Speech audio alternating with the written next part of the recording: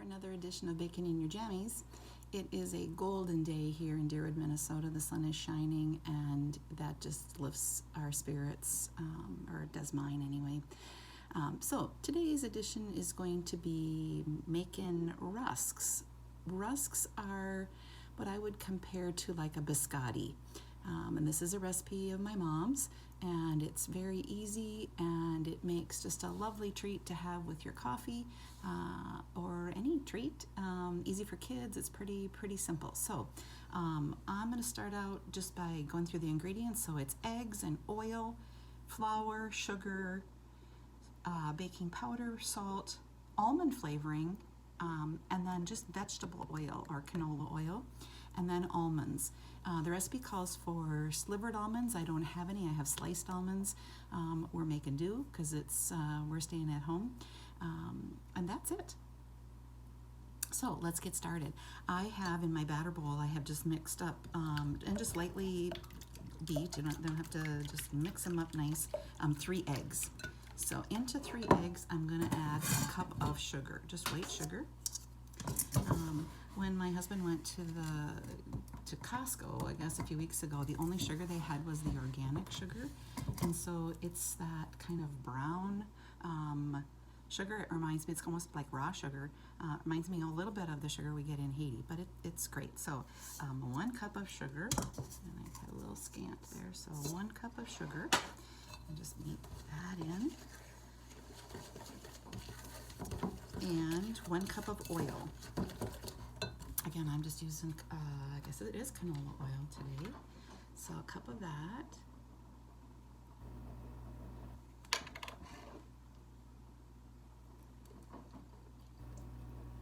My cat's making funny noises over there. She was mad. Somebody picked up her water bowl to wash it and didn't replace it. So she was mad at me this morning that she was thirsty. She's hanging around here. Sometimes I don't see her. Sometimes I wonder if we even have a cat. Because until she's hungry, she doesn't come around. Alrighty, so we're just going to mix that up. And then we're going to add our dry ingredients. So this calls for 3.5 cups of flour.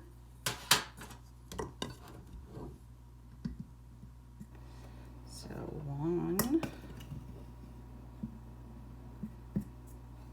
2, 3, and 1.5. Our golf course opened up yesterday, which was amazing. It makes me a little nervous as we're getting back and thinking about coming back together after, we've flattened the curve just a little bit. Just please be safe as you're entering back into activities, and as we get permission to do that. On the golf course, I think the rules were if you were family, you could be together in the cart. If not, individual carts. Saw a few people walking. They seemed to be keeping their distance, but it was sure nice to see people again out on the golf course. Alrighty, so I've got 3.5 cups of flour, and before I get that too mixed up, I'm going to add in 1.5 teaspoons of baking powder.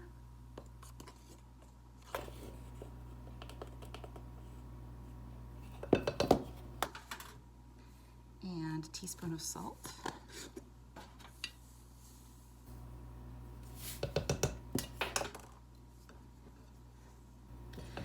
And we'll just mix this until it's incorporated. You know what I forgot in the wet ingredients, and we'll add this here in just a minute. I forgot the almond flavoring. So wet first and then dry. It's not going to matter. We'll get it in there.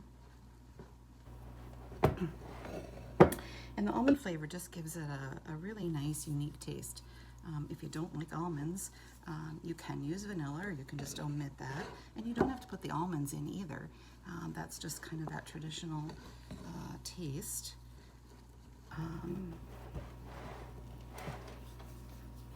And this gets to be almost like a pie crust. It's thick. Alrighty, and this is 3 teaspoons of almond flavoring. You know how I measure my flavoring. I like to put a lot of it in there because I really like the almond flavoring.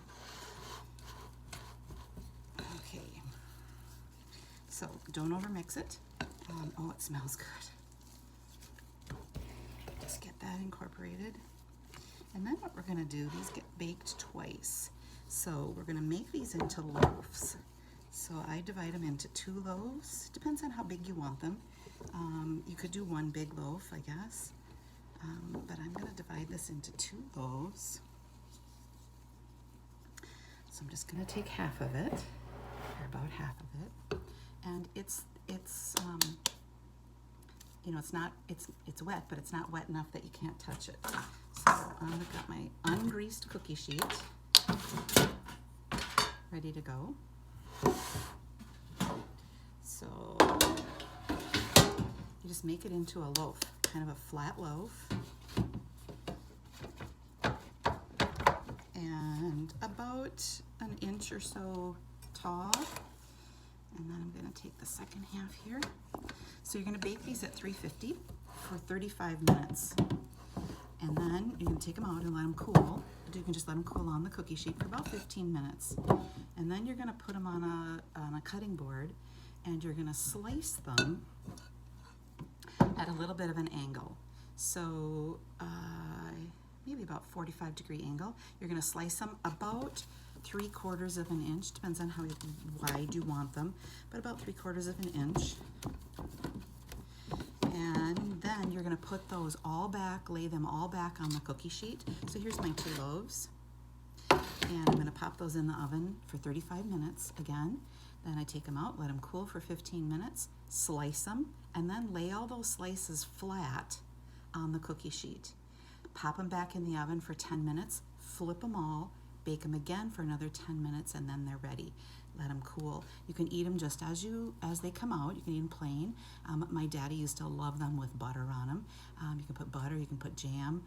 I made the best jam yesterday. I have a Pampered Chef cooking blender, and I made raspberry jam. I was looking for strawberries in my freezer for something, and I found a bag of fresh frozen raspberries that came from our neighbors, the Schmitz, down the road, and oh my gosh, it made the best raspberry jam.